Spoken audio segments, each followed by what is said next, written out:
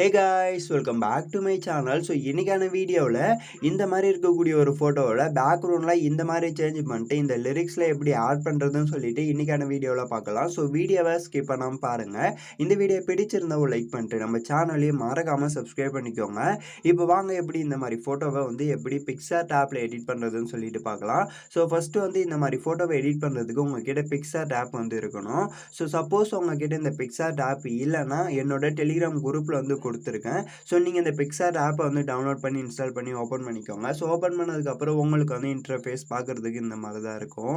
So இப்போ PicsArt ஆப்பை install பண்ணதுக்கப்புறம் இங்கே எடிட் ஃபோட்டோன்னு இருக்கு இல்லையா, ஸோ அதை செலக்ட் பண்ணிக்கோங்க. செலக்ட் பண்ணதுக்கப்புறம் இங்கே பேக்ரவுண்டுன்னு இருக்கும். ஸோ அதை கிளிக் பண்ணிட்டு இங்கே பிஎன்ஜி ஆப்ஷன் இருக்கும்.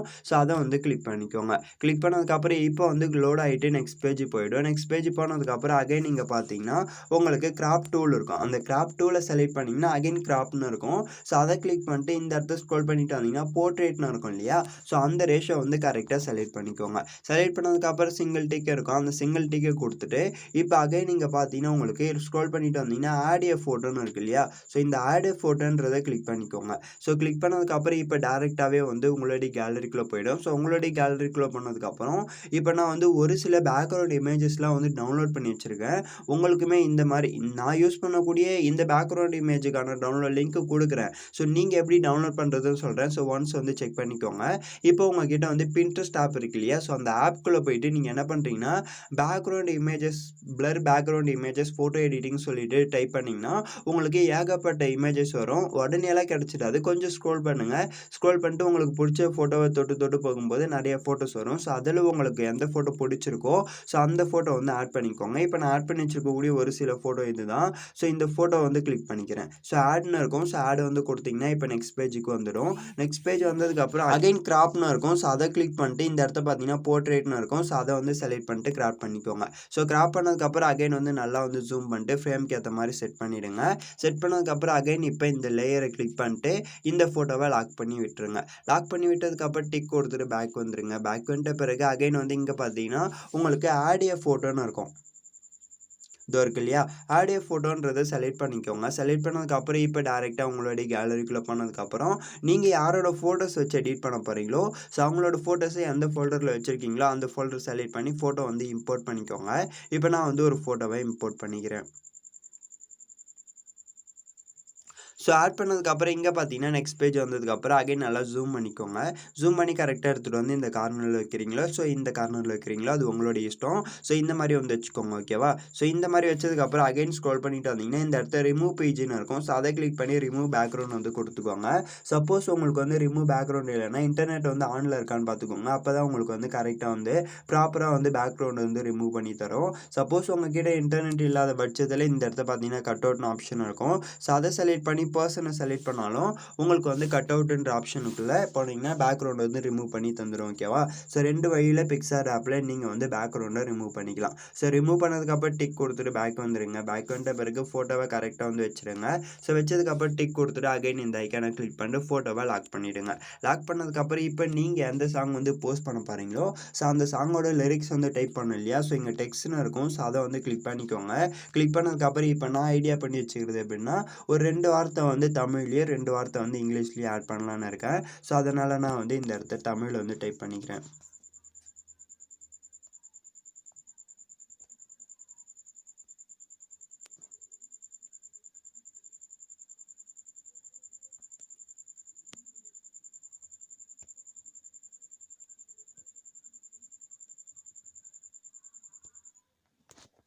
ஸோ இந்த மாதிரி டைப் பண்ணதுக்கப்புறம் அகைன் இப்போ இந்த லிரிக்ஸோட கலர் நான் கொஞ்சம் சேஞ்ச் பண்ணிக்கிறேன். ஸோ இந்த இடத்த ஸ்க்ரோல் பண்ணிங்கன்னா ஏகப்பட்ட கலர் வரும். ஸோ உங்களுக்கு எந்த கலர் பிடிச்சிருக்கோ ஸோ அந்த கலர் ஆட் பண்ணிக்கோங்க. ஆட் பண்ணதுக்கப்புறம் அகைன் நீங்கள் பார்த்தீங்கன்னா சிஆல்னு இருக்கும். ஸோ ஃபாண்ட் செக்ஷனை செலக்ட் பண்ணிட்டு சிஆலை செலக்ட் பண்ணிங்கன்னா இந்த இடத்த உங்களுக்கு டிஃபால்ட்டாகவே ஃபாண்ட் கொடுத்துருப்பாங்க. சப்போஸ் உங்ககிட்ட தமிழ் ஃபாண்ட் இல்லைன்னா டிஸ்கிரிப்ஷன் பாக்ஸில் நான் 200+ ஃபாண்ட்டுக்கான டவுன்லோட் லிங்க் கொடுத்துருக்கேன். ஸோ அதில் உங்களுக்கு எந்த ஃபாண்ட் பிடிச்சிருக்கோ ஸோ அந்த ஃபாண்ட் ஆட் பண்ணிக்கோங்க. ஸோ ஆட் பண்ணதுக்கப்புறம் இந்த இடத்த பார்த்தீங்கன்னா செலக்ட் பண்ணிக்கோங்க. ஸோ உங்களுக்கு எந்த ஃபாண்ட் பிடிச்சிருக்கோ ஸோ அந்த ஃபாண்ட் ஆட் பண்ணிக்கோங்க. ஸோ ஆட் பண்ணதுக்கப்புறம் கலர் ஆப்ஷனை செலக்ட் பண்ணிட்டு இப்போ நான் கரெக்டாக எனக்கான கலரை நான் ஆட் பண்ணிக்கிறேன். ஸோ இந்த மாதிரி ஆட் பண்ணதுக்கப்புறம் அகைன் ஸ்க்ரோல் பண்ணிட்டு வந்தீங்கன்னா இந்த இடத்த பார்த்தீங்கன்னா உங்களுக்கு ஷேடோன்னு ஒரு ஆப்ஷன் இருக்கும். ஸோ அதை கிளிக் பண்ணி ஷேடோ வந்து ஆட் பண்ணிக்கோங்க. பிளருமே கொஞ்சம் இன்க்ரீஸ் பண்ணிட்டு ஒப்பாசிட்டி இன்க்ரீஸ் பண்ணிக்கோங்க. அகைன் பொசிஷனை செலக்ட் பண்ணிட்டு ஹரிசாண்டல் வெர்டிக்கல் இது ரெண்டுத்தையுமே நான் வந்து 0ல் வச்சுக்கிறேன்.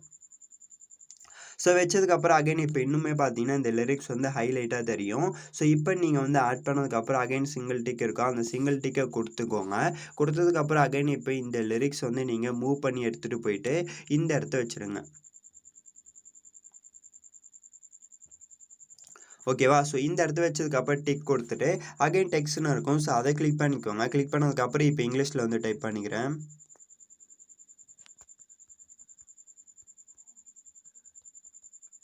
ஸோ இந்த மாதிரி டைப் பண்ணதுக்கப்புறம் அகைன் சிங்கிள் டிக் இருக்கும். அந்த சிங்கிள் டிக்கை கொடுத்துட்டு இப்போ இதுக்குமே வந்து நான் ஃபாண்ட் வந்து ஏதாச்சும் ஒரு ஃபாண்ட் வந்து ஆட் பண்ணிக்கிறேன்.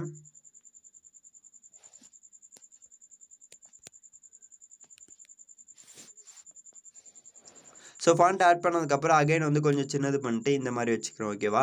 ஸோ இந்த மாதிரி வச்சுட்டு அகைன் இப்போ இந்த சப்ஜெக்ட்டுக்கு பேக்ரவுண்டில் இருக்குது முன்னாடி இருக்குது. ஸோ இப்போ இந்த லிரிக்ஸ் வந்து பேக்ரவுண்டுக்கு பின்னாடி சப்ஜெக்ட்டுக்கு பின்னாடி போகணும். ஸோ அதனால் இந்த ஐக்கானை கிளிக் பண்ணிட்டு சப்ஜெக்ட்டை செலக்ட் பண்ணிட்டு லாங் ப்ரெஸ் பண்ணிங்கன்னா இந்த மாதிரி உங்களால் வந்து மூவ் பண்ண முடியும். ஸோ மேலே எடுத்துகிட்டு வந்து வச்சுருங்க.